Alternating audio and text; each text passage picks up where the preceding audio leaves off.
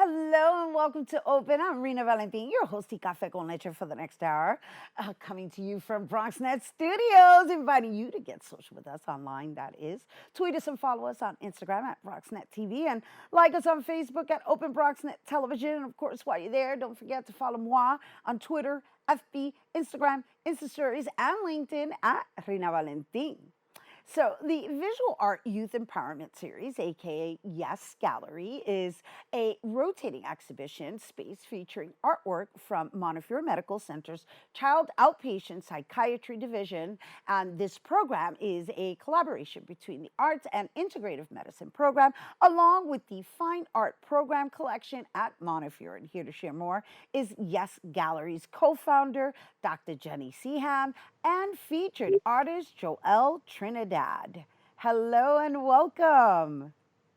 Hi, thanks for having us. Well, thank you for being here with us. And we're just going to jump right into it with you, Dr. Jenny Seham. Jenny or Dr. Seham, which do you prefer? Oh, please call me Jenny. That Uh, that would be great. Okay, wonderful. So, just tell us what inspired the Youth Empowerment Series rotating exhibition space, and also if you could just share with our audience how art is actually an assistance to the healing process. Yeah, sure. I'd be glad to. So art inherently is healing, connection, a way to express emotionally, both for the artist who's engaged in it and for the viewer, right? And so it just really made sense for us in our outpatient division to engage the children in art. And so what inspired the gallery is starting with a program, a group program for youth in the Bronx, in our Montefiore community, who are engaged in mental health treatment to express themselves through visual arts, through multiple kind of arts. What inspired the gallery is to say we want the engagement in art is very powerful. It's having an impact on kids' mood. It's also having an impact on their socialization as they meet together in a group. What we wanted to add was a public display of the art that the community could see. So we formed in collaboration, as you said, with the fine art department at Montefiore. We founded this gallery that is very public. It is right off the main gallery of Montefiore, where hundreds of people pass by on a daily basis. And so, with that, we're going to lead into congratulating Joelle Trinidad, who I believe this is your first exhibition, right? Your first solo exhibition. And I just wonder, like, what does that mean to have your work viewed in a place of healing such as Montefiore? Um, Having my first solo exhibit means a lot of things for me. Like it means something really big. Uh, Having my first solo exhibit, it's kind of really special because at least I'm able to share my feelings and thoughts and my emotions throughout art. And having it public also means that it gets to be shared around, like on screen. And so, just because we're talking about this place of healing, and it's known that you are a cancer survivor, and you also have been, I guess, overcome or are dealing and managing complex trauma. What does that mean to you to be able to just express yourself through that platform and actually share your inner thoughts with whomever's watching and viewing your work? Having that, I was a survivor of leukemia.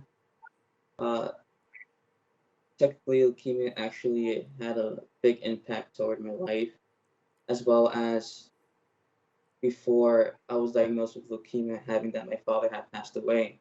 So having those two actually hit me, put me in a spot where I was depressed, but also going through a rough time of trying to understand what was going on around me. And having that, I was able to have art therapy, something that was kind of pushing me and guiding me in a good, positive way of rethinking about everything else, that everything was going to be fine, everything was going to be okay, and then I can actually fight this battle that I was going through. So is that what goes through your mind when you're crafting like that? That everything's going to be okay, everything's going to be all right, and even though the artwork that we're going to be sharing with our viewers, it shows kind of more or less what you're feeling inside, which I find also very brave. In that process, do you feel like there's a release going on in your body? Yes, so how it works is that my body, some technically numb, like commonly, like every single time. So I have this mixed emotion inside of me. So many emotions, so many feelings like happiness, sadness, loneliness. So sometimes there's moments where I feel like I'm about to have a breakdown or anxiety or panic attack. And so what I do is I immediately just go on my sketchbook and I'll just draw whatever is inside my mind.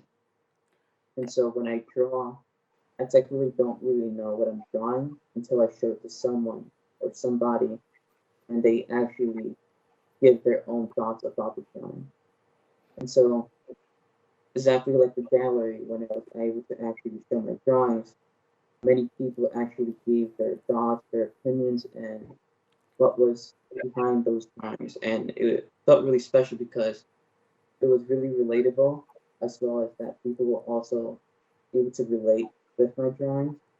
And so I wanted to actually have people kind of feel this connection.